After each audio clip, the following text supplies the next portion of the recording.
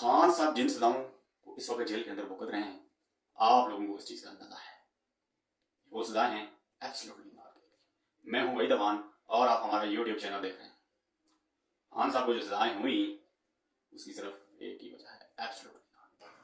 خان صاحب کی جلدی حکومت کو گھر بھیج دیا گیا۔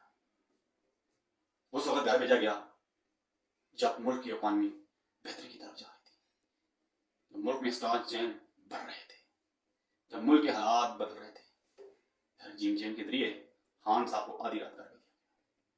اس کی وجہ خان صاحب نے امریکہ کو بولا تھا کہ ایبسلیوٹلی ناٹ۔ خان صاحب نے امریکہ میں جا کر امریکہ کو کہا تھا کہ آپ اگر تعلقات ہوں گے تو برابری پر ہوں گے۔ خان صاحب سے یہ پہلے جتنے بھی دور اقتدار گزرے ہیں، لیاقت علی خان سے لے کر 2018 تک جتنے بھی پرائم منسٹر گزرے وہ امریکہ کو نہ لگا سکے، لیکن 2018 کے بعد ایک ایسا شخص آتا ہے جس نے امریکہ کی آنکھوں میں آنکھیں ڈال کر کہا کہ ایبسلیوٹلی ناٹ۔ بہرحال امریکہ کو یہ بات ہضم نہ ہوئی اور آخرکار بل کا 3 سال بعد خان صاحب کو گھر بھیج دیا گیا۔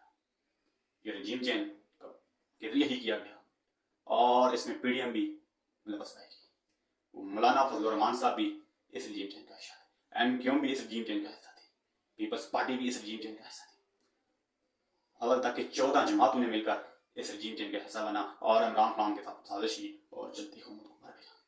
آپ یوں کہہ لیں کہ ایک چلتے پاکستان کو اس کی پٹری سے توڑا گیا۔ یاد رکھو میرے پاکستانیوں، 8 فروری بڑا امپورٹنٹ دن ہے۔